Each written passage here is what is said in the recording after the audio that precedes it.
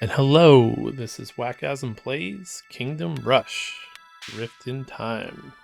And hello, I'm wakasm, and today I am playing Kingdom Rush Rift in Time, which is a adaptation of a video game that has many sequels. The board game already has its own sequel.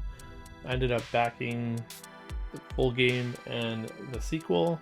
I'm not really sure why. I know why. It was during COVID, and I was playing the tower defense game, and then I saw the game found and decided, hey, let me back that. Probably backed too much of it. I don't know. We'll see. Because it is a campaign game. And each campaign has 2 expansions. That's like even more campaign. And then there's a whole nother box of campaign. So unless I love this game as much as I loved the video game, we'll see if I go through the whole thing. But I will give it my best go, and who knows, maybe I'll love it and I'll end up playing this 30 times and recording all of it and posting it to YouTube. So if you like that sort of thing, that's what I'm about. I play a lot of games solo, hoping to be able to live stream soon now that I'm in my new setup. Still working on some audio stuff and some table space issues. This table is a little bit smaller than my old table, so that's an issue. Some of the bigger games I know that I want to play, like this one. So this is kind of a first test on playing a bigger game to see how much space I actually have. So yeah.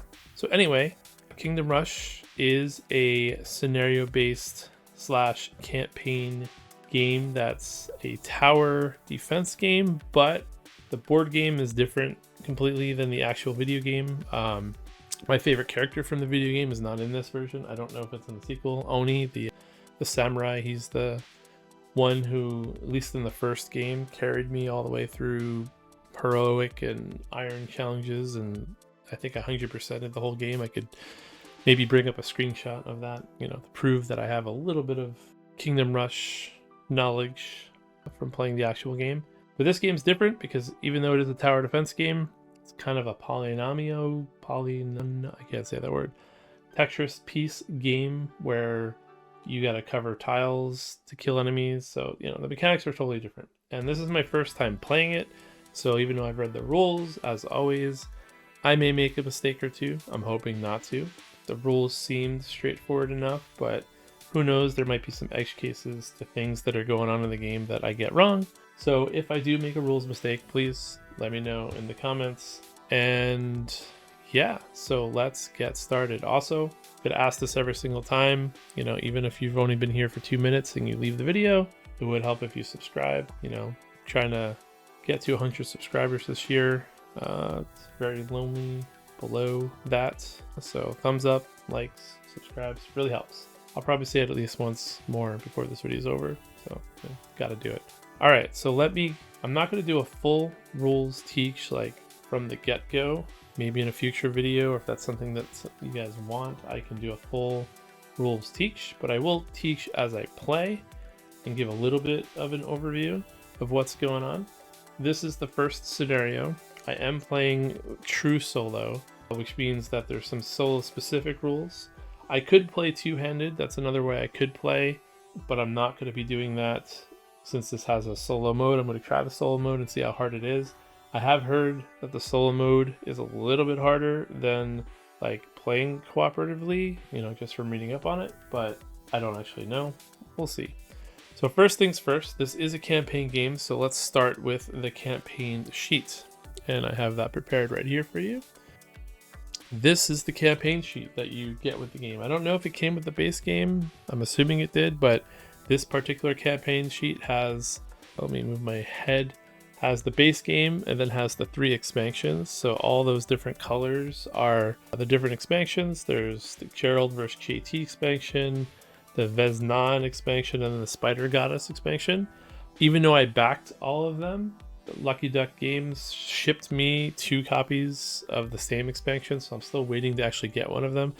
I'm hoping they fix that before I ever even get to expansion content, but each one has a character or 2 in it that you can play. So I could be playing with them right now, but I'm probably not going to play with any of the new characters until I get to the expansion stuff, or no, we'll see how it actually goes. You're not locked into specific characters when you play. You're basically just trying to beat a scenario and then move on. You can just skip around if you want to. In the actual game, you could just get 1 star and move on to the next one. And at some point there was like star requirements to unlock, but this one, if I wanted to, I could like just play any of these campaigns or go back and play any of them. I will be playing them in order, obviously. You can see that the first one, which is like on the left side, is a Rift in Time, so that's the scenario we're playing today. They all have their own sets of restrictions, so this one's like a really pared down one. There's like all the heroes are not, you don't play with their powers, you don't play with level 4 towers, but every single scenario has its own like setup, what you can play with and what you are restricted to. In addition, there's 3 difficulties. That's like easy, normal, hard. They might have different names, but it's basically 1 star, 2 star, 3 star.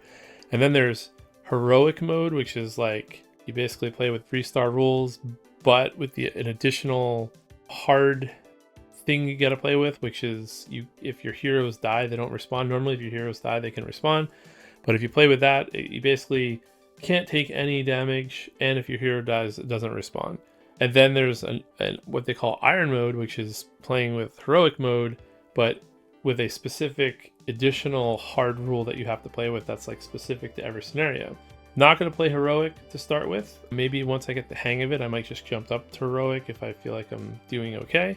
I am changing the rules for one thing though. The game wants you to predetermine if you're playing on easy, normal, or hard, the 1, 2, or 3 stars. I'm going to play like the video game does, and basically I'm going to give myself, so the way it works is if you want to play on easy, you get 12 hearts for your kingdom. And if you want to play on medium, I think it's 8 and then 4, and then heroic is 1. What I'm going to do instead is I'm just going to, if I can beat the game having, what's the math? If I take 4 damage, then I'll have beat the game 2 stars. If I take no damage, I'll beat the game as 3 stars, or I think I could take 3 damage. I'll do the math at the end of how it would work. But basically, yeah. So if I finish the game with 4 hearts, not stars. If I finish the game with 4 hearts, I'll give myself 3 stars. If I finish with 8 hearts, I'll give myself 2 stars. So I'm saying it backwards. If I finish the game with, maybe I should just play. I know the logic of what I'm trying to say. Yeah, basically the way it works, for every 4 hearts of damage I take, I lose a star. That's the easiest way the math works out. Basically the same thing, but it prevents me from having to start by saying, oh, I'm going to play on normal, and then have to replay on hard, and then replay on heroic, and then replay on iron to do all those difficulties. The only time I have to kind of lock in my choice as far as like scoring goes for the campaign would be if I decide from the get-go I'm playing heroic, because you can't respawn your hero. I suppose I could play and like get halfway through the game, and if my hero dies, I could say, hey, I'm not going to respawn it because I'm doing so well, and then call that heroic. But I will do it so that I'll announce I'm playing heroic, or I'm announce I'm playing iron, because those have additional rules that you kind of have to lock into. But for the stars, that's how I'm going to do it. Just we'll evaluate how I did based on how much life I lose. Hopefully that makes sense. In the actual board game, you actually get a sheet with stickers for all of this. And then in addition to all of those modifiers, the Spider Goddess expansion adds another level of difficulty that you can play with, that basically you get a different kind of sticker that's a spider web, and you can play that with all of the old scenarios and their scenarios. I probably won't touch those until I get to the Spider Goddess expansion, unless the game ends up being real easy, but from everything I've read, it's not easy. So anyway, that's like, I don't know, 10 minutes just explaining the campaign structure. So hopefully I don't have to explain that every single time, but since this is my first playthrough, I'm explaining it. So anyway, let's get back to the board game itself. Normally, when you play 2, 3, 4 players, everyone gets a color. There's purple, yellow, green, and red, depending on how many players, and there's different locations on the board. I did not opt to get the like cool 3D pack. Maybe I'll order it if I keep playing this enough, but at the time I didn't even realize it existed, or I missed it in the game found, so I didn't order it. I didn't get it, but there are these cool towers that you can use that makes this a little easier to see. But most important part is each of these tower spaces have a color. So we have like green, purple, yellow. I'm not really sure how well it shows up on camera when you don't have the big towers, but let's like zoom in here. So you can see like this is purple, this is green, this is another green right there. So normally in multiplayer, you can only build on your colors. The way it works in solo is every turn, I basically have to eliminate one color, and I can't build on that color. So the way I'm going to be tracking it is, let's say for the first turn I say I don't want to build on green. I'm going to use these Quirkle tiles that I pulled. They're like little mini Quirkle tiles. I'm just going to put this on all of the green tiles to remind myself that I cannot build on those tiles. And that's how I'm going to track it. Every time I pick a color, I'm going to say, you know, have those tiles on the board to make it a little bit more visually easy to follow. And then every other turn you have to pick a different color, and then you can build on the other two colors. Like basically every turn you're picking a color, eliminating it, and you can't pick the same color twice. So if I pick green this turn, I gotta pick yellow or purple next turn, and that keeps going. So yeah, I don't know what I'm picking yet. In addition, since I've never played, I just randomly chose a hero. I chose Malik, Hammer Fury. Some characters are ranged, some are not. In solo, the way it works is you just basically get one hero, and then you get 3 heroes that are kind of like one-time use heroes. I can summon them in for like 1 round. They can do their attack, and then they get bounced out of the game. So that's why these other heroes are all set up there. We have Illyria, Ignis, I think that's how you say his name, and Magnus. And there's one other hero in the base game who, like, this scenario says specifically that you can't play as, so I just kept them out. I don't know if they unlock or something, but this scenario specifically says we can't use that hero, so this is what we're using. I could have chose any of these 3 heroes instead. In every game, you can change heroes. Like, you're not like playing a campaign as one hero. So, and that's how it works in the actual tower defense game too. Like every map, you can just swap your heroes around and try different strategies, and there's a lot of agency there. My hand, this is my hand down here. So let me zoom in and we'll kind of talk about that a little bit. So these 4 cards right here is my starting hand for solo. Different player accounts, different characters get different sets of hands, but since I'm playing solo, these are my towers. I start with an archer tower. I guess I'll do it this way because that's how they do it. I start with 2 level 1s and 2 level 2 towers. You look at the backs. These towers all have castles, but this one, it has a different back, which, you know, it's a special property with like these militia soldier towers, where most of the time if I build a tower, on my board, so let's just say I build this here, I cannot build another tower on top of that tower. With the exception of these towers, whenever you build a like militia foot tower type tower, you can. So if I was to build that, I could then build another tower on top of that one, and vice versa. Any towers that have this back, which is again only the towers that have soldiers, they look like the same kind of tower spots there, you can build on top of them. So that's just something to be aware of. I feel like a lot of these components slide around a lot, so this board's going to get messy really quickly. So that's that. The general gist of the game is these are bad guys. They're trying to exit the board. We're trying to kill them before they exit the board. The goal of the game is there's going to be a couple portal cards that spawn. When they spawn, I'll talk about them. I have to kill the portals to win. I don't have to kill all the enemies, just the portals. The portals are in that stack. The game tells you how to set up the stack. I know around where in the stack they are. It's not a surprise, but all of these cards are random. So, you know, if you played again, you know, you're not going to have these exact order. You'll have the same level of cards. Like these are like green 0 cards. Those are like wolf 1 cards. There's a bunch of different card types, but they are random. This is still a randomized setup. You do get a hero, which this is my hero. I can play my hero during the turn. I'll talk about that when I actually play. Other than that, they don't give a helper card for the 6 phases, so I kind of have it open here to remind myself. You probably can't read it, but it's all there. Maybe you can zoom in and read it if you want to. But these are the phases. I have it for myself. I'll announce it, but I don't have enough room to have it all visible. We have this stuff over here. These are all the different towers that you can purchase. Everything here is kind of limited. You can run out of all these towers, and all the towers that are flipped over are level 4 towers that we're not playing with. There's a bunch of spells and stuff that you can get in this game. That's all the stuff in the top row, like up here. But the first scenario, you don't play with those either. So you can kind of ignore those. Then we have, so level 1, level 2, level 3 towers. They get stronger. You can upgrade them and purchase them in different ways. We'll talk about that when I'm doing it. Then these are all the the damage tiles. So different towers do different shapes worth of damage, and this is all kind of conveniently in this tray. So they did a really good job at like making this setup pretty easy. There's a lot of stuff to set up, but you know, I don't think the base game had these, and this is, you know, I wouldn't want to play without this. I'm kind of glad that I upgraded to the big box, and this is all stuff that came with the big box. So I guess we'll just try starting again. Like even this, like, yeah, there we go. This is like a good view that I think you can see everything in. So one other thing, I didn't talk about it. I'm tracking my money on this card just because of space issues. You start the game with 8 diamonds. You get diamonds from killing stuff. You can use diamonds to purchase towers. So if you want to know what I'm at, it's on this card. It might not always be visible, but I'll try to announce it, you know, as things are going. Here's all my damage for my hero. These are my hero's special abilities, but I don't get to use any of them for this first game. So yeah. Oh wait, the turn sequence is right here. Look at that. It's on my card. So they do give you helper stuff. I complained about it, but it's right there. So let's just start by doing this turn sequence. Let me move my head.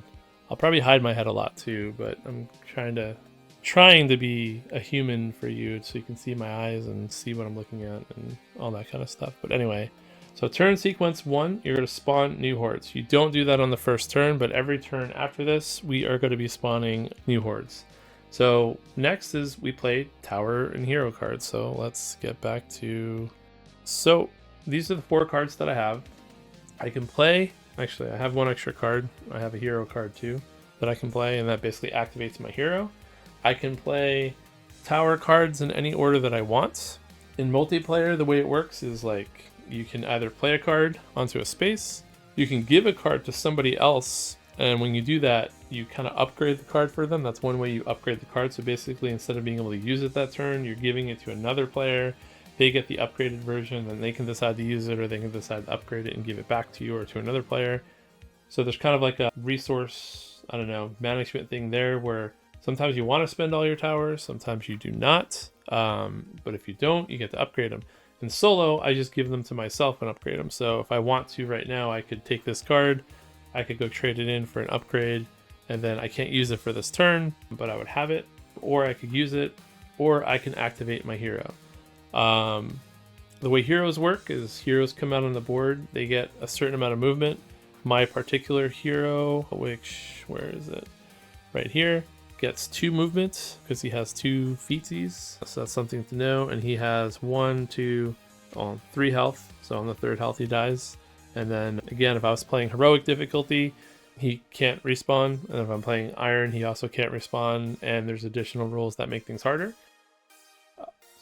So I can move out onto the board with him if I want to. But before I can do anything, I have to kind of make a decision on what color spaces I want to banish. So strategy-wise, I don't really know what I'm doing yet. So bear with me. Just kind of playing it by ear. And I just took a quick look before we started for this first turn and kind of made some ideas up in my head of what I wanted to do. So I think what I want to do for this first turn is I want to banish green. So we're going to do it like this. Now, I don't know if that's smart, but that's what I'm doing. Okay, so let's figure out what I want to do. So the first thing I think I'm going to do is I'm going to play my hero. And I'm going to put my hero, and I might do some takesy backsies on this. You're not really revealing any information until you draw. I don't think you're revealing any information at all until like the round goes and you start flipping cards. So here's a little bit of like, you can kind of think through your turn, especially with the polyominoes. I'll try not to do it too much because I know that's going to make the game go slower. But I am going to do it a little bit also to explain things. So first thing, I'm going to play my hero card, and I'm just going to put that on my little board right here. You do this.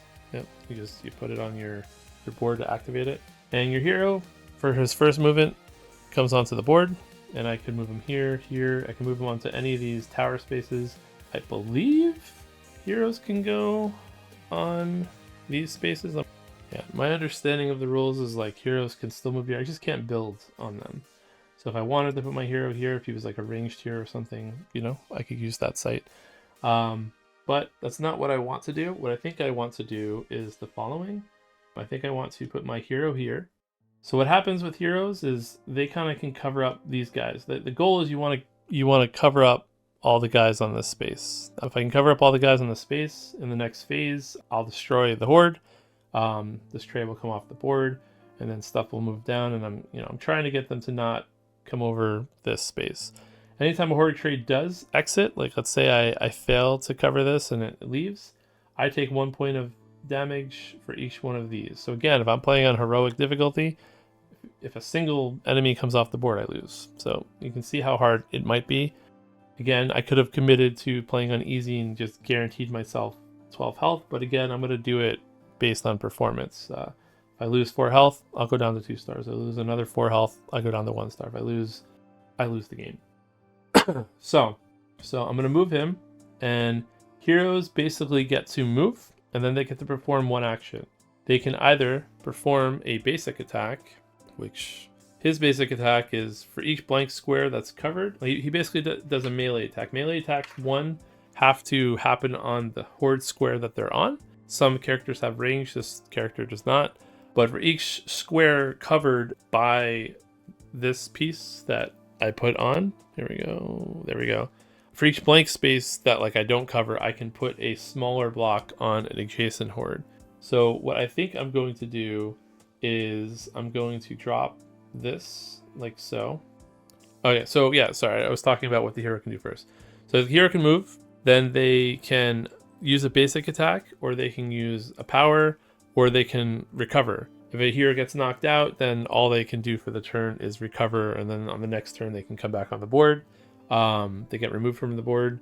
I don't have any special powers, so I can only basically do basic attacks with my hero. But whatever my hero is covering is basically like I'm doing damage to the horde. Heroes will take damage whenever a horde that they're standing on gets destroyed. So if I kill this tile that I'm on, I'm going to take a damage. So there is a little bit of, you're kind of guaranteed to kill your hero unless you're stopping to recover. I don't know. So I guess for heroic difficulty, you have to stop and recover and kind of play that out. Try to do that. I feel like when you're not playing heroic difficulty, you can just kind of be more aggressive and keep attacking, let your hero die, and then, recover and go that way. I don't know which is better strategy-wise, but I'm going to, in my head, try to think like heroic difficulty, because I think I'm going to want to try to get to heroic difficulty levels so I can not have to play 70 times as opposed to playing 30 times, if that makes any sense.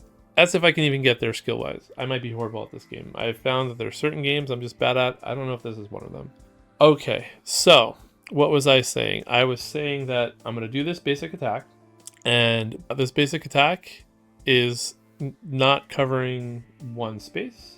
So that's going to allow me on an adjacent base, I can put 1 point of damage there. Again, I don't know if this is right. This is just in my head what I'm trying to do. So I've not used any of my towers. So far, all I've used is my hero. I've moved. He moved 2 spaces, 1 to get onto the board, and then I stopped. I didn't move anywhere. I could have moved here, here, here, here, here if I wanted to. It's not going to probably matter for this round, but if a hero is on a horde, they don't move. If soldiers are on, which you're going to see in a second, a space, they don't move. But yeah, don't worry about it, because it's not going to be an issue for this particular... I don't think it's going to be an issue for this particular tile. So we'll talk about it when it matters. Okay, so now I can use these tiles that I have, or these towers that I have down here. So again, I might be wasting some stuff doing it this way, but I'm going to put this tower here. Now, the way you face matters. I mean, again, for melee characters, it doesn't really matter which way they face, but ranged characters, facing matters. Anything that you'll know when it matters because things will happen. But for this one, I have to face the tower this way, okay? And what was I gonna say? You know what? Could have done this differently. Nope. Basically do it the same way. Could I have done this differently? Yeah, I could have done this differently. So I'm gonna do this differently. I'm gonna do it like this. Sorry. I'm already doing an undo. So instead of, I'm gonna cover these guys with that, I'm gonna use my attack to cover this big guy, and I'm gonna leave 2 spaces. Originally when I was thinking about it, I thought I needed 2 towers to do this, but I'm just gonna use 1. All right. So this lets me put 2 soldiers down. Now soldiers are these kind of meeple tiles, or they're the only damage that comes as meeples instead of damage squares.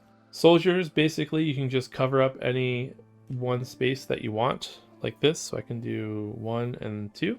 I have to do it in the direction that the arrow is pointing, so that matters. Like, had there not be a space next to this, I wouldn't have been able to use it, but in this particular case there is, so it's fine. And then, what was I going to say? Soldiers are gray, kind of like heroes. That's one way to think about it. They also do the thing that heroes do, that if a soldier's on a tile, then that tile won't move for the turn. So you can kind of like slow down tiles by using soldiers. They also take damage. So just like the hero, when this horde tile goes away, the hero will take 1 damage, the 2 soldiers will take 1 damage, and the soldiers will go away. Soldiers are limited. So, you know, if you get a lot of soldiers out on the board and they're not dying, you potentially run out of soldiers. I think the only limited resources in the game are hearts, diamonds, and soldiers, and then towers. Damage tokens are meant to be unlimited, so if like you run out of a particular color, you can like substitute other colors. That's my understanding. Again, if I'm playing it wrong, please let me know, but I think that's the case. All right, so back to the game. So this whole tile is covered just with 1 tile and 1 tower and 1 hero. So this is going to go away. But I do still have to worry about what's coming out because we didn't really talk about it. 2 things are going to spawn. That's what these circles are. On other maps, there might be 3 things spawning, 4 things spawning. There might be stuff spawning from different lanes, multiple lanes, portals, all kinds of stuff might happen. So even though I'm only killing 1 of these, if I don't start taking care of more of these, this whole lane's going to be full, and then I'm going to end up taking a whole lot more damage. So I think I'm still going to do a little bit more damage, and then try to get more towers, but I do think I want to upgrade one of my towers at least, so I think we're going to do a little bit of both. So what do I want to upgrade? I don't even know yet. I kind of want to see if I can get my level 3. So I have a level 2 artillery. So I'm going to see if I can get that upgraded. So what I'm going to do is I'm going to use these 2. Whoops. I'm going to upgrade this one. I'm going to do that right now, so I'm not tempted to use it. And basically all I do is when you upgrade, I'm going to put this back in the 2 slot. And I'm going to grab this 3 slot. And that means this is now a howitzer, which is a level 3 tower, which means that I can now cover a lot more things. And this also lets me rotate stuff. So that's why I'm kind of upgrade this early. I think it long term might be beneficial. I don't really know, but I do still think I need to start damaging these, because otherwise I'm going to have 4 hordes on the next turn, and if I can't kill 2 on the next turn, then things are going to be pretty bad for me. So yeah, so I did that. So I think next I'm going to, and I haven't really thought on how I want to do this. I guess I will just do it like this. And basically I have a mage tower. He's kind of shooting over one of these ice fireball things, magic fireballs. I'm not really sure if it's ice or what it actually is. I probably should know that, but I think it's just magic. Their damage type is magic. It's another thing I didn't really talk about. Red arrows are physical, blue is magic. There are enemies that like resist different damage types, but there's none on the board yet, so I haven't talked about it. When it comes up, I'll talk about it. Now, the one thing is I cannot rotate this piece. So since my tower is oriented this way, I have to put this on in this orientation. I can't spin it. If I wanted to be able to spin it, it has to have this symbol. See that little white circle symbol, like right here? That symbol means you can spin the stuff you're attacking with around. If it doesn't have that though, then you have to be able to orient the piece the way you want. So you can see as shapes get weirder, you might have a harder time mashing up the shapes and getting the layouts that you want based on what tower spaces are left. So that's kind of like the puzzle of the game. Again, I haven't played, so I don't really know how hard it gets. So we are just going to do it like this. And then we are going to use our archer tower.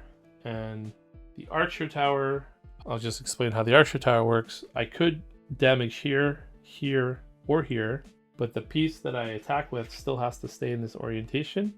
I thought I was going to have to use this to kill this, but then I realized if I just moved my hero over, I could kill it with the 1 tower. So now I'm basically doing it this way. And then now I have the options of filling it out like this. I could have put this like this and did it all different kinds of ways. I don't really know which of these is the best way to do it, so I'm just going to do it like that. So basically this tower is shooting there.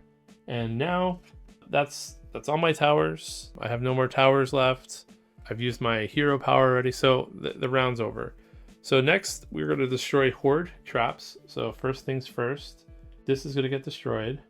My hero is going to take 1 damage, so we'll mark that. Because again, if a hero's standing on a space, it takes damage. There's some powers that can prevent that later, but I don't have any of those powers right now, so I just take damage. My little soldier meeples, they die because they only have 1 health. This damage piece goes away. This card goes away. We'll put the cards that I kill over there. And that's it. Next, we advance all the horde trays. So I think the ones closer to the exit advance first. I believe so. Let me double check. Yeah, my memory is correct. So we're gonna advance the tray that's nearest the exit first. So this one's gonna slide here. And when a horde runs into a hero, it kind of like pushes the hero out of the way. It displaces my hero, and I have to move it to a space a hero can go to. A hero can't finish a turn on a tower. I believe I can move him here if I want, because I believe, even though I can't build on this, it's still like a free space. Again, if I'm playing that wrong, let me know in the comments, but that was my interpretation of when I read the rules of how it works. Or I can put them there. When they are, yeah, and it just displaces the hero. I don't take any damage from that, I don't think. I think I only take damage when I'm on the space. And again, just as an example, since I'm trying to teach, let's just say that I had my hero here. Even though there's 2 open spaces, then this horde wouldn't move. I said hero stop from moving, but you still take a damage if you're on it and it tries to move. So, you know, basically anytime a hero is on a horde, they're taking damage unless there's something preventing it, so forth and so on. So anyway, I can move it here or here, and if there's not a free space to move it, then my hero basically gets removed from the board and I have to recover the hero on my next turn. So there's also a little bit of like, pay attention to what spaces are available, because that might matter too. And then this one's going to move right here. So that's that. And next what do we do? Yeah, I've also forgot to give myself the horde that I killed gives me 1 diamond. So I should have given myself a diamond as well. So we're gonna deal with that. 1 second. Yeah, so I have to give myself 1 diamond. Now we pick up all these cards. These cards all come back, so I can reuse all of these cards again. So really, you know, all that happened is they weren't upgraded. So every time you use them, you kind of aren't upgrading them. So that's something to pay attention to.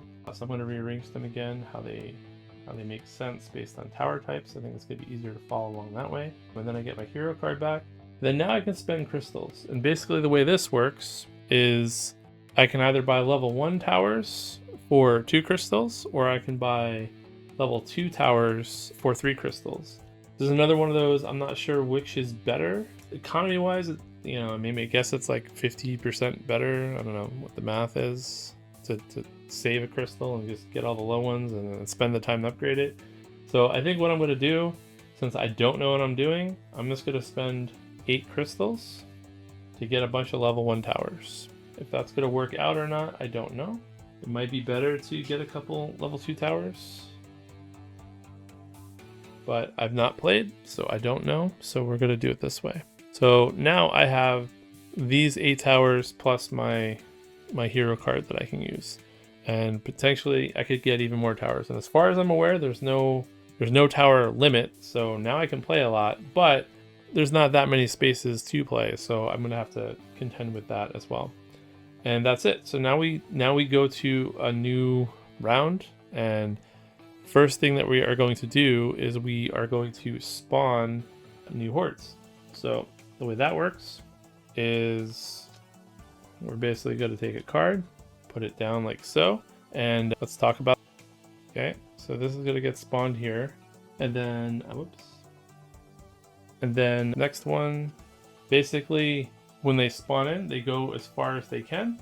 So they skip these 2 spaces and it's going to spawn here. And then like before, my hero is going to get pushed off to wherever I want them. And since my hero moves 2, I'm going to put them there because I have the most flexibility there to deal with stuff. So Now I have to make the big decision, and I'm pretty sure, yeah, so one rules mistake that I think I just made, but it's fine, first game playing, is I think I'm actually supposed to choose the towers that I'm going to build on next round before I spawn. So you don't actually know all the information, which is another like variable. And since I blocked green, I have to block yellow or purple. Again, there's these like tokens. Another way to remind yourself is to just take away the token. So, but again, I think this is easier to see, so I'm going to do it that way. So I should have made this decision before, and I think I would have just chosen purple, just because there's only 3 purple on the board, and I knew there would be 4 enemies. So I'm just going to do that, but I have to remember that I have to do this before I spawn. So just future rounds, future me, that's something I have to pay attention to. All right, so as you can see now, there's a lot going on. We do have a new icon that we have to deal with. Basically, everything that has double arrows moves twice. So I really have to pay attention to that this round. And in addition, you know, so if I don't take care of that, they'll go right off the board. But don't forget they also skip spaces. So, you know, even if I say I kill this whole horde right here, you know, this would still go, well, this would go off the board anyway, so it doesn't matter. But, you know, you have to pay attention to that. So this turn, I think I have to kill these 2 to not lose. I could slow this down by putting my hero on it, but then my hero would take 2 damage instead of 1. Or I could use soldiers to slow it down to like make it only move 1. So I do have some options to slow it down. Or I could just cover up all the symbols and then it doesn't activate, which is the other way to do it. You know, so first things first, I think I'm going to try and use my big guns here. And I think we're going to do the following. It's actually not super great, but I get the most bang for my buck with this. So this lets me fire 3 things. I get to fire a 3, a 2, and a 2.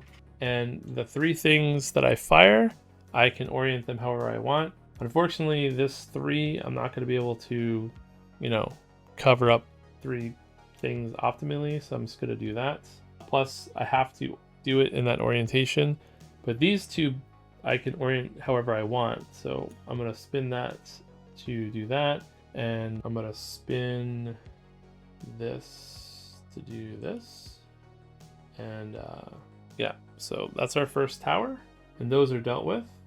And then now I think the next thing I'm going to do is I'm going to use my archers. And we are going to just shoot here. So that takes care of this altogether. Not 100% sure if we can handle everything else because we don't really have any towers that can, what's the word that I'm looking for? Shoot diagonally here.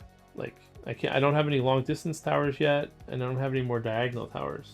So again, I might have made mistakes already. I might be taking damage very early on. I don't know. I think I can at least stop this from being a problem, but it does mean I have to try to kill this. Otherwise, I'm going to end up losing to that. So these tower cards, again, I mentioned they have this back, which means I can play them on top of other towers. So I'm going to do that right now. I'm going to play that on top of the tower I played there. And that's the highest you can only play 2 towers in a space. Like I can't keep playing towers. But what that will do is will let me put a soldier here and a soldier here. And, you know, that will let me slow them down. Although, let me just see, is there any possible way that I'm missing? Actually, you know what? I could possibly kill this. Let me think about this. Let me not do this yet. Let me take this back. I did forget that from my towers, I do have one tower that I can shoot diagonally, so it kind of does change things a little bit. So I'm going to take these guys back, and I'll do this just so it's easier to see how many soldiers they will shoot out. But with my hero, I think I probably actually can take care of this somehow. I'm just trying to figure out how. For instance, if I move him here, see, in my head I thought I had an answer to this, but maybe that only works with the soldiers. You do this. Okay, yeah, okay. I see what I'm going to do. And this is another scenario where if I would have thought about it a little bit longer, I wouldn't even have had to use this tower here. I could have used this tower differently. I could have done him like this, and then, so yeah, I'm gonna activate my hero. I'm gonna put him there. I'm gonna use his power, his basic attack to cover these two up. I could have put the 2 damage where this archer tower was and not even use this archer tower, but I already did it, so we're just gonna leave it. So that lets me put 2 damage elsewhere, which means I can put it up here. And I guess we'll do it like this for now. And then I can now use my archer that I have here, and I can do this. And I can shoot diagonal this way, and I can cover this up. And then now I can do what I was going to do before and put my soldier down here and do 2 damage like that. And then I think I'm going to take my other soldiers and I'm going to drop them here. Do I want to even do that? Do I need to do that? Does that do anything for me? These 2 will die. He'll move up, move up, move up. I mean, I want to slow him down, but I feel like it does kind of waste the soldier where I could like upgrade them. So maybe I won't do that. Maybe I'll do that only if I have a way to actually like kill that tile, which I might actually with what I have going on here, but I don't actually know yet. No, I won't have enough. So we're getting rid of these 2. If I don't use these 4 cards, I can upgrade them all, but I'm not sure I want to upgrade them all. I feel like I want to use one of the mages at least, and I'll try to upgrade all 3 of these. Yeah, since I can't build here, I can't build here, I can't use this bombard really effectively. You know what, we'll do this, I think. Since I already have an upgraded version of this tower, I will bombard with this, and I'll just put down a measly 2 single pieces. And we'll put that like this, and that like that. And if yeah, that's all I'd be able to put down. And then, I mean, I don't know if I want to slow this down. That's the question. Is there any reason to slow it down with my soldier? Because it's just gonna kill the soldier. So yeah, we're not gonna do that, I don't think. I think we're gonna leave the damage as is, and we're just gonna see how we do. That's what we're doing. So this is what it looks like right now. So we spawned the new hordes, we played our tower hero cards. So I'm gonna upgrade all 3 of these. So this one, I'm going to get a level 2. And then these 2 mage cards right here. There we go. I'm going to cash in to get 2 level 2s. So I feel like what I need some archers. I need something with a longer distance. So I'm probably going to try to prioritize that soon. And maybe I'll spend any diamonds I get and just get a level 2 archer. So far I've been using them, and because they have the diagonals. So we'll see. Anyway, we're going to leave everything on the board as it is. Then we are going to destroy the horde trace. So this one gets destroyed. So let's go back here. I feel like this is the kind of game that rewards being meticulous about your cleanup as you do stuff. So this one gives 1 diamond, and then this one gets destroyed. Means my hero is taking another damage. So again, oh yeah, and I totally forgot. I'm very silly. Hold on. Let's see if this changes anything. Well, it's too late now. I could have called these guys in. I forgot I have these guys. So I could have actually called them in, and I could have destroyed this guy right here pretty easily and got a lot of damage onto that. And I probably could have even made it so it doesn't advance too, but I don't know. We'll see if that's really an issue. It might be an issue because the portal card's coming soon, and I think it's going to make the portal card be here. And if the portal card goes off, we lose, and the portal card destroys cards. So I think I made a big mistake right there. I think I should have called these guys in, because these guys can't attack portal cards. Only upgraded towers can.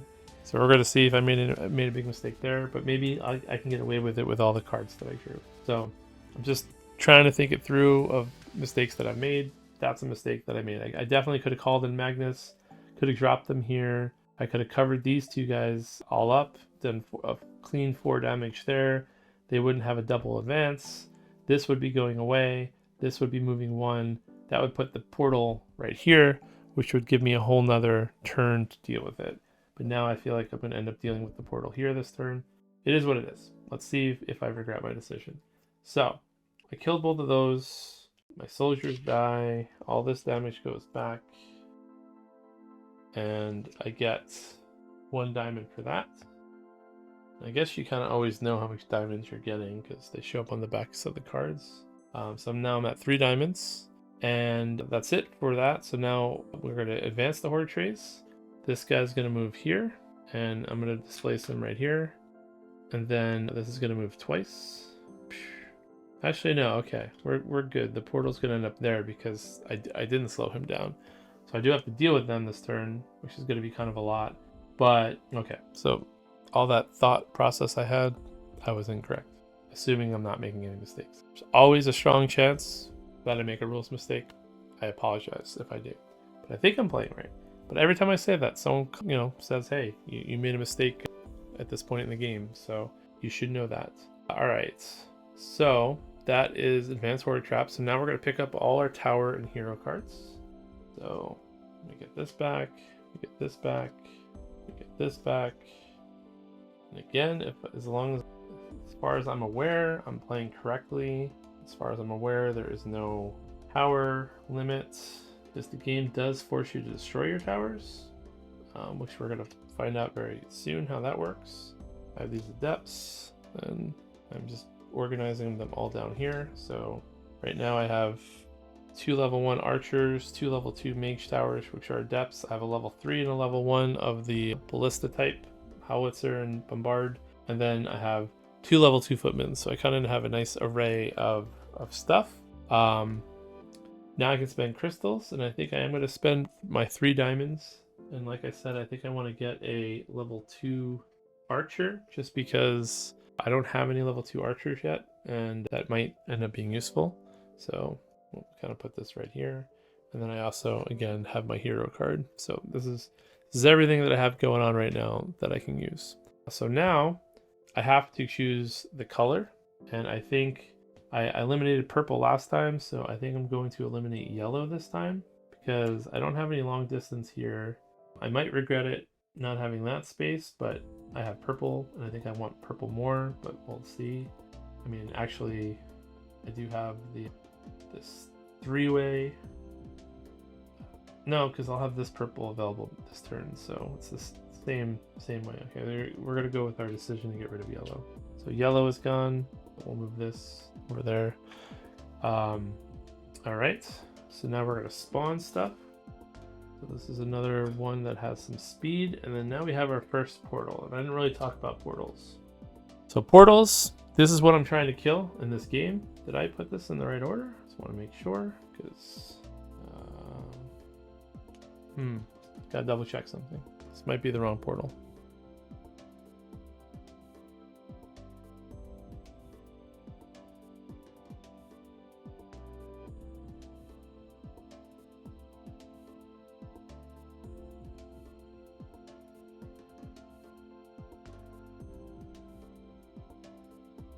Oops, okay. Well, hopefully I didn't pause the entire time I was playing. Hopefully no mistakes were made. I feel like mistakes were made there. I may have... What do I do? Well, I can't undo anything. I may have paused and skipped over some of the gameplay. And if that's the case, I apologize. Hopefully I did not do that. There's no way to know unless I stop the stream. So we're going to leave it in. If I make a mistake, I'll put a note in the comments. Anyway, first portal. This is the actual portal. I had them in the wrong order. This is the first portal that spawns. So the way these portals work is first I have to kill these portals to win. I cannot damage the number that's in the middle. So that's off limits. Cannot damage that. My hero cannot attack this at all. I can walk through it. I cannot stop on it. I cannot use any of my special abilities that do damage with it. So my hero has to focus on these guys, or decide to rest, or whatever it is that heroes do. Then lastly, I also cannot use soldiers on these gray spaces, so it has to be from towers, and level 1 towers cannot damage this, so I can only use level 2 towers. Luckily I have 1, 2, 3, at least 4 higher than level 2 towers that can damage it. But then the worst part is any towers that damage it get destroyed and I lose them. So that's why there's no tower limit. So all my level 2 towers this turn that are probably going to be damaging this are all going to get destroyed. So now I have to worry about upgrading all my level 1s and getting them back, but I also have to worry about these. So I may not want to destroy this right away. I may want to wait, do a little bit of damage and kind of destroy it little by little. Anyway, that's my thought process. How much of that process is correct, I don't know, but we're going to find out. So now we're in a new turn. Everything's spawned. Now I have to make decisions. Now the first things first, I know I have to take care of this and at least this. Otherwise, this is going to kill me or do damage to me because this has a double speed. I have to kill this. If this goes off the board, no matter how many hearts I have, I lose. And I only win by killing all the portals. And there's 2 portals in this scenario. This one's almost damaged, so, might be in a good space to do what I was going to do last turn and call Magnus in, and that's what I'm going to do. And again, I could just do a lot of damage with him and do more damage, but if he takes 1 more damage, he's going to die. So what I might do with him is I might rest, because I need to start practicing for Heroic anyway. I got to learn how to play with it, and now that I think about it, I could also use that scaling with Heroic and just play that if my hero never dies, or if I never respawn him back in, then I win as Heroic, assuming I take no damage as well. So I might do that. We'll see. But I think that's what I'm going to do. I'm going to let the ones that I can summon in once in solo help me out with this wave, and then I'll let him recover, and then he can go back to doing a lot of damage across the board. So I'm going to move him over here, and this way I can't build here anyway. He's going to go recover. So that's what he's doing. So he's going to 3 health points. Now, another important thing with recovering, if you had special abilities, you only can use your special abilities once. So if I had a special ability, I would be able to flip it back over now too. I don't have any special abilities, so it's not a thing. So I activated him. That's what he did. He's at full health. Nothing else going on with him. So now I got to figure out what I want to do with everything. So the first thing I'm gonna do is I'm gonna summon in Magnus. So Magnus's basic attack is, let's zoom up here and read it. There we go. It's kind of zoomed in. If Magnus is on a building site, I can put 2 things in. So if I decided to use him as a tower, I could shoot 2 of these purpley fireballs if I wanted to, and I could shoot them like I was a tower. But since he's only alive for 1 turn, and he gets booted off the map whether he takes damage or not, because that's just how these extra heroes work in this mode in solo, which is why I think maybe playing, what am I trying to do here? I think maybe playing 2 players might be the most optimal, because you can kind of get more out of your heroes that way, but I don't know, we'll see. I'm instead going to use his body just to do this, but he still can do a ranged attack. So his basic thing is he still can shoot a 2 fireball, and he can shoot it depending on where it's facing. If I face him up here, I could still target this. I cannot target this because heroes cannot target this, but I could shoot a fireball up here if I wanted to, or I could use them to shoot a fireball down here. I do have to think about which way I want to shoot the fireball. I kind of have to evaluate what I have here a little bit and see what it is I can do with what I got. Chances are I'm going to use this, not this turn. I wonder if stuff is optional. I gotta check that out too. So there's a lot of use of the word may, which leads me to think that I do not have to execute all the things on a tower if I put it down, which means I can take advantage of this level 3 tower without forcing it to yeet it this turn. But I gotta double check, that that's what I want to do. So I cannot upgrade this anymore, so I'm gonna want to use it this turn, but I want to use it optimally. So I need to worry about how I can do this. So I think the first thing is I still have to put the 2 damage from him. That's what I was considering. So I just need to do a 2 and a 1. So I do this, I do that, I do 2 soldiers, and then I can use the bombard. Okay, I think that's what we're gonna do. Okay, so we're gonna place this tower here, like so. well, first we're gonna place this like that. Let me double check my math. This goes like this. Could do that. That could be that. And then this could do that. Okay, I think that's what we're gonna do. Okay, so we're putting this down. So this is Magnus's attack. That's why it's purple. Now, even though he gets yeeted at the end of the turn, this damage stays. So I could have done the damage up here and it would come all the way down until I killed the tile, but we're killing this tile right now. So that's what we're working with. We're going to use this adept to do this kind of damage. And I cannot reorient it, so it has to be the same shape as this. And then I'm going to use a bombard like this. And we're just gonna shoot. You know what? Maybe I want to upgrade this. Maybe it's better to do it like this. We're going to do it like this. My original plan stays. We're going to use a little baby attack, like so. And then we are going to use a footman tower to place the last 2 soldiers. These are the towers I have left. I have 3 archer towers. I got my level 3 howitzer. I have my adept tower. I haven't decided yet if I want to try and get damage on the portal yet. I don't think I'm going to though. I think I'm going to let it go forward once and then try to nuke it on the next turn. This way I can also maybe get the level 3 adept and use that elsewhere. So I think we're just going to try to use all this extra damage we have for what's left. So I think we're going to use this howitzer up here.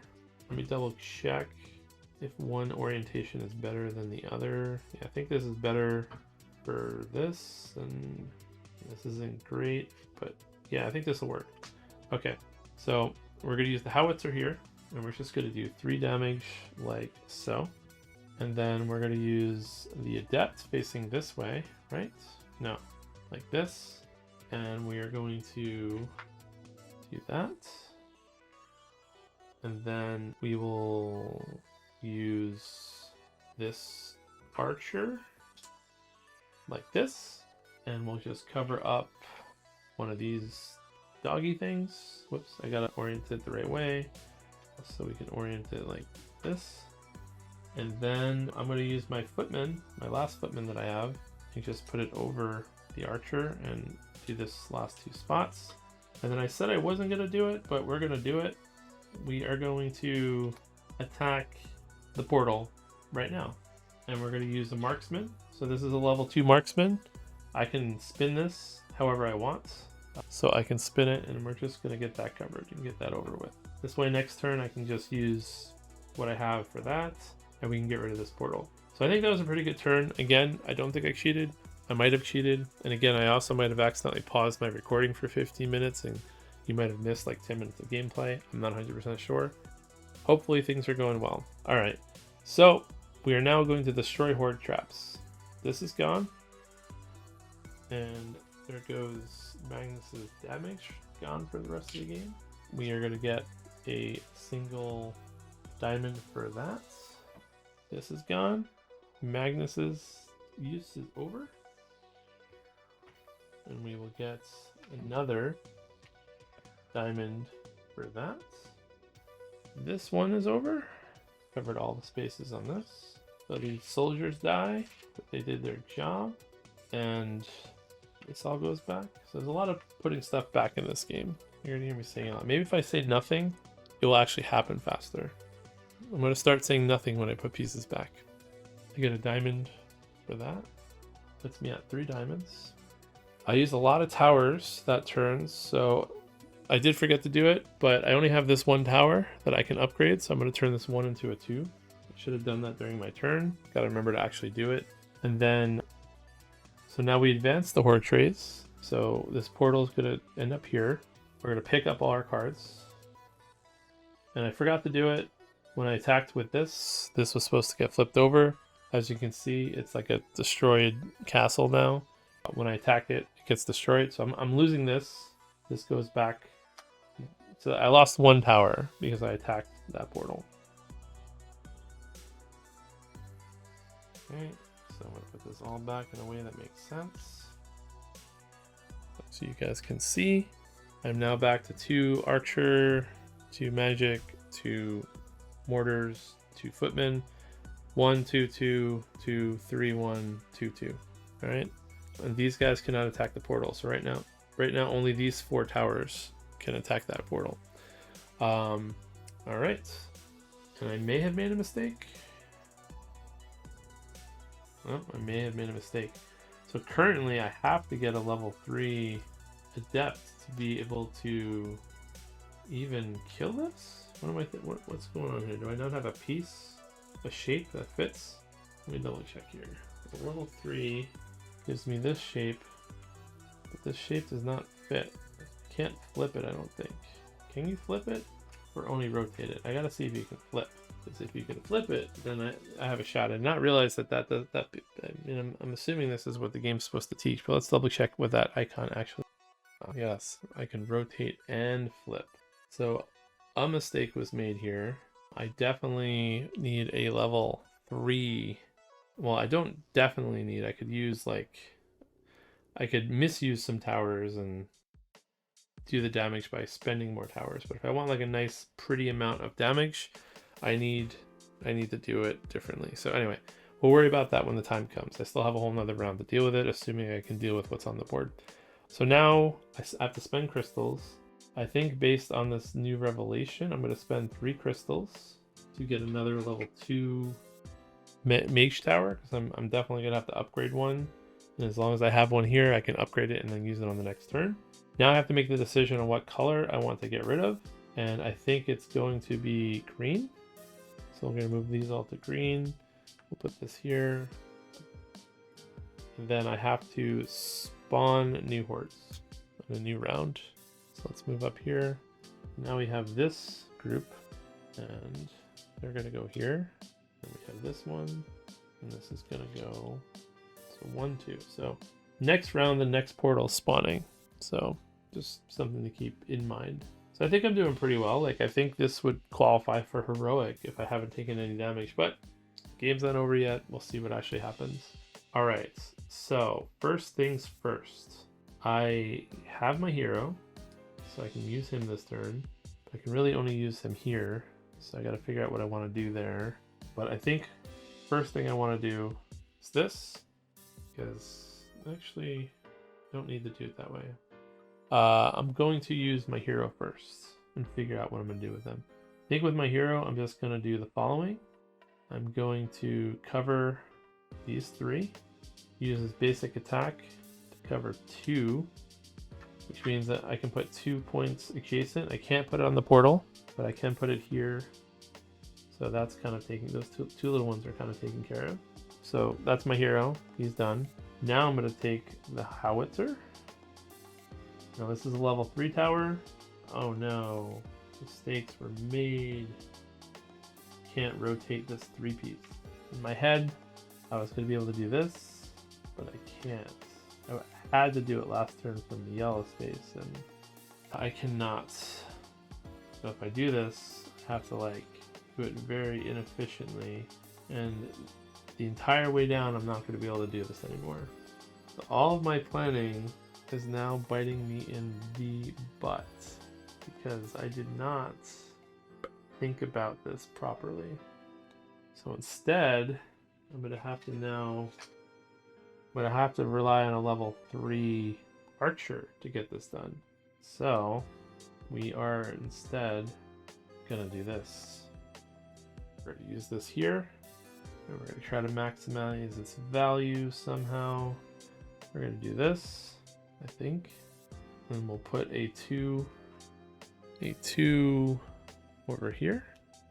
All right, so we are making mistakes. We're realizing that we got to pay attention a lot to the orientation, because my head the whole time I was like, I'm going to use this for this, but then I didn't use it right away because I was like, I can maximize it, but I just didn't realize that I can't do it here. I wasn't thinking.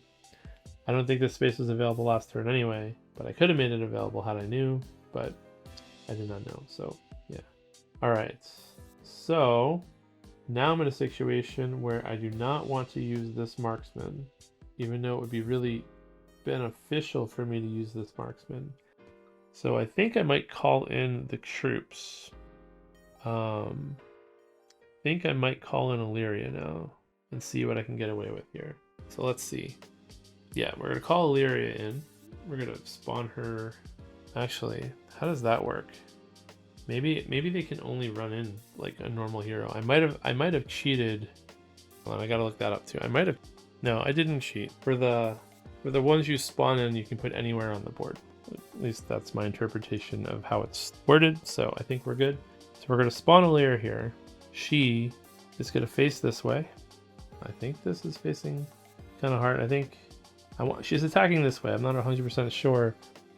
Do I face her this way, or do I face her like a bowman would shoot? This way feels more natural from the way I'm looking at it. Like she's gonna shoot this way, but we'll face her this way because that's the way her head is facing. Kind of wish there was like an arrow or something there. Anyway, we're gonna face her that way.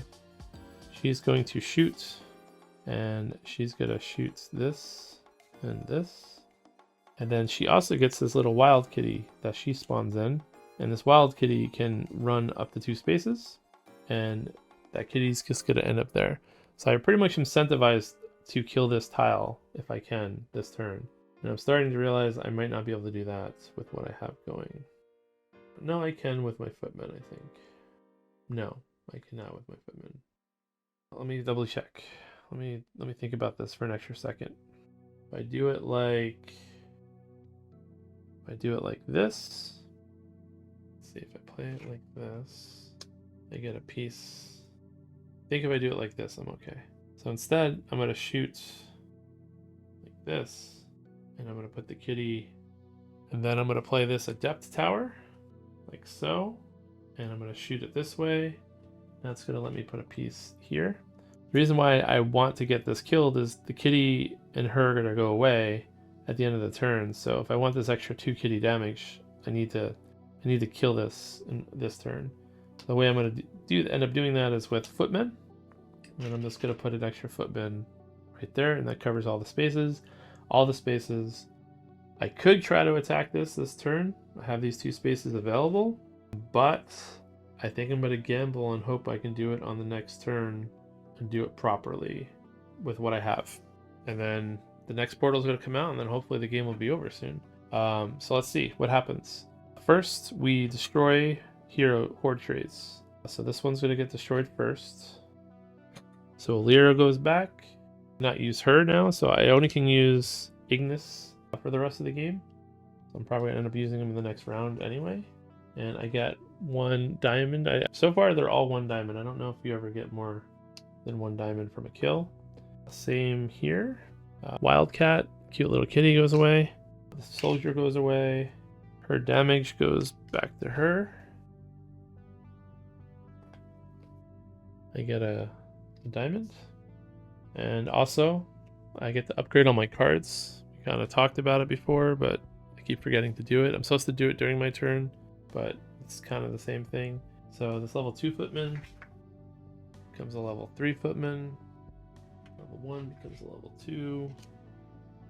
These level 2s become level 3s. And then this one becomes a level 2. And then this level 2 becomes a level 3.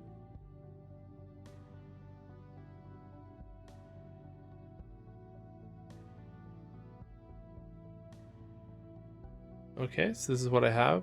Malik, my hero, takes a damage because he got attacked because he was on this horde space. I now have a level 3 knight, a level 3 howitzer, a level 3 wizard, another level 3 wizard, a level 2 adept, a level 3 sharpshooter, a level 2 marksman. So now I have a lot of towers that can potentially deal with this, but I do have to worry about what's coming out. So we're going to deal with that soon. I only have 2 crystals. I think I'm going to hold on to them so I can buy a level 2 card if I need to. So now I have to decide what color I want. I definitely want green and purple to be available, so we're going to get rid of yellow again. And hope that's not a mistake. Oh, we forgot to advance. Sorry. We advance first. So this is here. And then we pick up all the tower cards. That does matter because if my hero was here and couldn't move, then they would get eliminated, but you know, they could move, so it's not a big deal. So yeah, this is gonna go away. All right, and then now we're gonna spawn new hordes. All right, so we have a pretty dangerous portal going on now. This is going to move me down here. This one moves twice, so now this is gonna basically end up here if I don't take care of it. So yeah, scary stuff. I don't know how much damage I can do, and I can only attack this with level 3s, so kind of unfortunate. I don't have a lot of 3s. Oh, I do have a bunch of 3s, so maybe I can do some damage too at this turn. All right, so we're gonna play some heroes. So first, all of my heroes are gonna focus on this right now. We wanna see what we can do with this. So what can he do? What can Ignis do? Let's look at Ignis's ability first. What is he right here? He is a melee attack like Malik is, and if this covers exactly 2 enemies, place another fire on each adjacent horde. So the extra fire doesn't really matter. So this would be useful if I had like normal enemies on the board, but I have 2 portals on the board. Doesn't really help. So we're just gonna get him on the board. Well, let's do him first and see. We'll do it like this, and then like this, I guess. And then we'll get him on the board, and we'll cover up these 3, and we'll cover up that. So this whole tile is going to be pretty easily dealt with. But I don't get to use Ignis anymore, and I'm not going to be able to use them for the last 2 cards that come out, so might have been a mistake. I don't know what's on those cards, but I feel like dealing with this and not having it double spawn, especially with this coming out, is going to be helpful. And I can't slow this down at all, so I have to kill it either this turn or next turn, but this also has to die this turn. So let's see if we can deal with this properly now. I can put a wizard here. Yeah, it doesn't matter how I do it. I'm gonna put a wizard here. Oops, sorry. Realize I did not move back over for that. I get one of these places. So it says I can flip it and rotate it. So I'm gonna flip it and rotate it, and we're gonna cover that. It is going to destroy. And then similarly, I'm going to use my sharpshooter like so. And this is a level 3 archer and basically lets me put down 3 little ones however I want. And I'm just gonna do 1, 2, like that. And we're gonna destroy this. So this is now taken care of. I'm not gonna die this turn. My question is, can we slow this down? Can we cover all this with what we have and then worry about what comes out? Because I have 2. I have the ability to put soldiers on this, so I don't have to actually waste the tower on that. It's just, can I do anything useful? So let's see what this does. I could do this, and this is useful again now if I do it this way. I mean, maybe we can just go after it with what we have, but I still don't think I can cover up all the double spaces. And if I do it this way, I can do that. Still pretty good. Not super optimal, but again, I don't get to shoot there, but this tower's done a lot of damage in other rounds, so I think we're pretty good there. And then I could throw out this wizard right now, like so. And that would let me put this out. And I don't have anything else I could do to it, so yeah. So we'll just put out this knights like this, and this will let us put 3 knights out in 3 different spaces, any of the space that we want. So we'll do a soldier, soldier, soldier, and I think that covers all the spaces. Hard to see from my angle, but I think so. And that means we're going to have 4 towers left to upgrade. So all these are going to turn into level 3s. So we're going to hope what we have here is going to be enough to take care of that portal. It may not be. I haven't done any kind of analysis on it, but it's going to have to be, because otherwise I lose. So, because I cannot stun it at all. So we're going to trade all this in now. I'm going to not talk while I do it so that it goes faster, but we're basically just getting level 3s of all these towers. So we have one problem. I have no more level 3s, so I can't upgrade this one. So there's only 2 level 3 towers. One of them is here, and the other one is over there. So I'm going to be down one Well, I still have it already, but yeah. So anyway, we're going to destroy the hordes. So we're going to get rid of this portal. And this does not have a reward on it. So I don't even think I get... I don't think I get a diamond for that. And then this goes away by Ignis. My hero takes a damage. Of important note, I wasn't really thinking about it, but had I built here, my hero would get killed. Still would qualify for winning on heroic mode because I think, you know, it's just it's not about, you can't lose your hero, you just can't respawn your hero. I think that's the wording anyway. You can double check that real easily. Yeah, it's just respawn, but they can still heal as far as I understand. But yeah, because this is empty, it doesn't matter. So anyway, we destroyed, and now we pick up all our cards. These are going to go back. So now I'd be able to upgrade them, you know, if they were available. So that's something that I have to keep in mind in the future. Future plays. There's a little bit of a delay. Did I just... Yeah, I get this one back. Yeah, it's just those two and this one. Hopefully I didn't just destroy one that I didn't need to. I had to destroy that one and that one. Okay. This is what I have. I can't buy a level 3, but I might as well buy a level 2. And I think I'll buy a level 2 one of these. No, I'll buy a level 2 one of these. Marksman. So I got one. This is what I'm working with right here. And now I have to I spent my crystals. Now I have to decide what color that I want. And I think I'm going to block green. Because I blocked yellow. Purple has 2. I don't want to block 2, so yeah, I think I have to block green. I forgot to advance these guys again, sorry. And I forgot to spawn stuff in too. Well, now I spawn stuff in, but so that this is here. And if I don't kill it this turn, I lose. I have not done the math in my head if I have enough for this. I only have 3 towers worth, so hopefully this works out. But I just don't know because I didn't really do the math. Hoping the sharpshooter is going to be the thing that makes it possible. These guys are going to spawn. So first one is going to move me here. And then actually we're going to move me here. And then this one's going to move me here.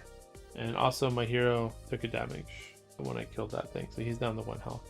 Alright, so all I have to do is kill this to win. So that's all we're going to focus on right now. So we're just going to leave the view like this. We're going to play our cards and see what we can do. So in my head, this seems like a no-brainer to do it like this. Well, let's do our sharpshooter first. No, let's do this first. Oh, wait, no, wrong card. Let's do it like this. Only level 3 towers can damage this. I can flip this however I want. So I'm going to flip it and spin it like this. Oh yeah, I have this with 2 towers. I'm going to use my sharpshooter all the way over here. It can shoot 2 spaces away. I do 3 points of damage. 1, 2...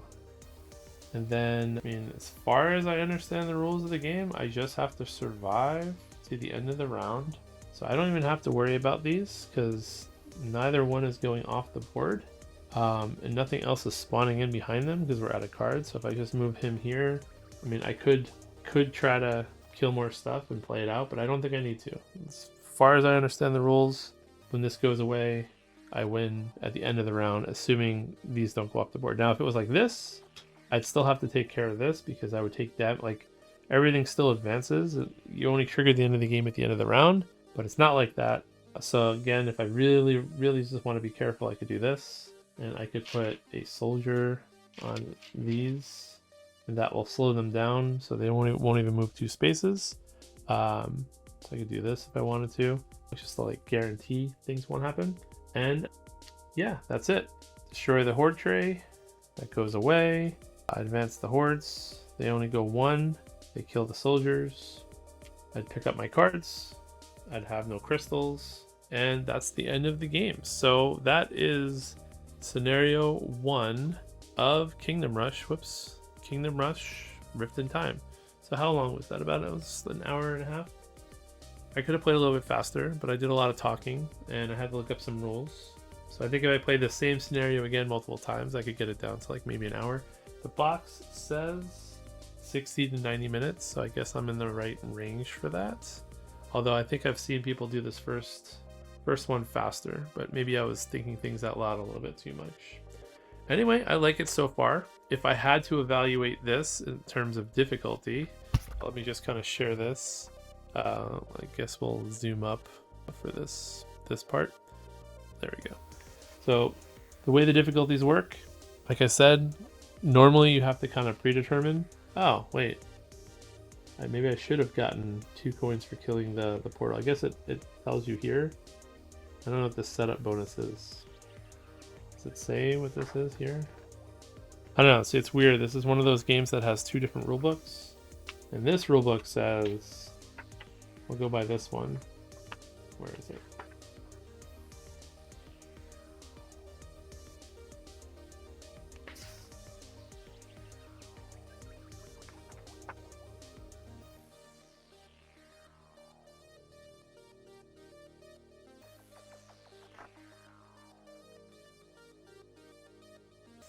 Okay, so I figured out why I feel like I was taking crazy pills. Can't really show it on the screen, but I recently read the rulebook from the digital online rulebook, and they changed stuff in my rulebook. This is the, try to show it here. Let me put it down on top of the board. Let me zoom in on it. So this is the new diagram, which is different than the one that I was looking at. So basically, if I started on easy, you get extra resources. I'm never going to play with extra resources. Like I said, I'm doing the difficulty the opposite way. I'm doing it that if I take even 1 damage, I don't qualify for heroic. If I take 4 damage, I lose 3 stars, I go down to 2. If I take 8 damage, I go down to 1 star. If I lose all 12 hearts, I lose. So this particular game, I think I qualified for heroic. I did not have to respawn, or, you know, it says you cannot respawn, but I feel like if you just do it backwards, like if I respawn a hero ever, it means I disqualify myself for heroic.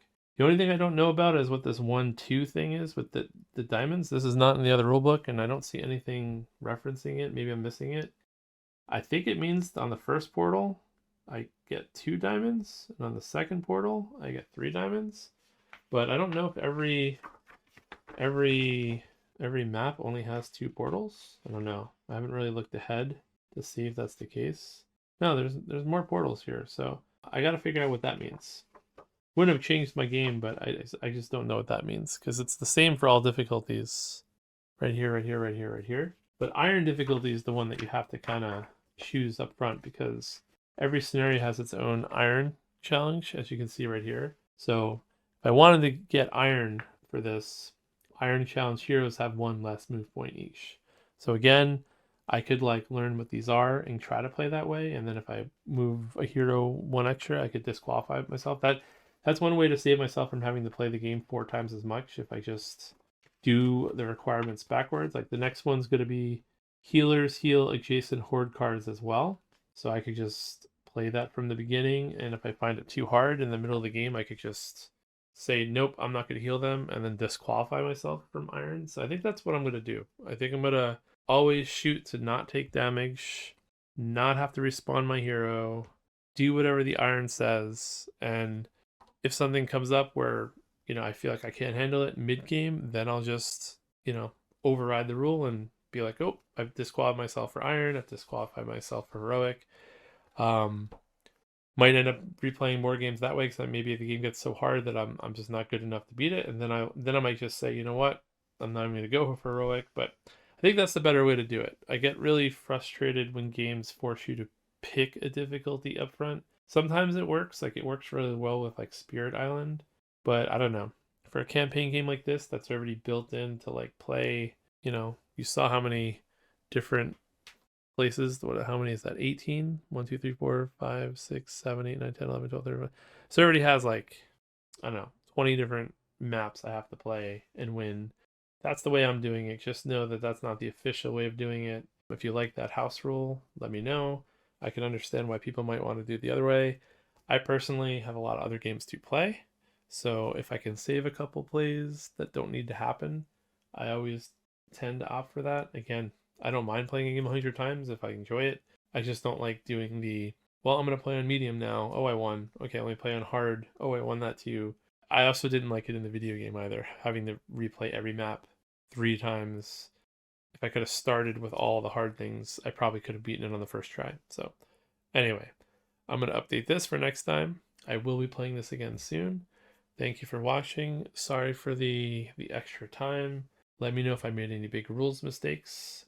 I'm going to look up what that iconography does. Otherwise, next time I'll be doing part 2 from past and future. And there is also story stuff I totally forgot to read. I'm not really sure how important this stuff is. I'll read it right now. Strange portals have begun to appear throughout the kingdom. From them, foes we defend the kingdom against in the past are arriving at our borders. The old enemies have rallied the local goblin tribes to once again attack the kingdom. They are joined by creatures that we have never seen before. You must squash this threat and close these portals before we are once again at war. So I will try to remember to read the story stuff too, but I was so focused on getting the game played. Anyway, I'll see you next time. Thank you for watching. This is Wakasm. Plays Kingdom Rush solo.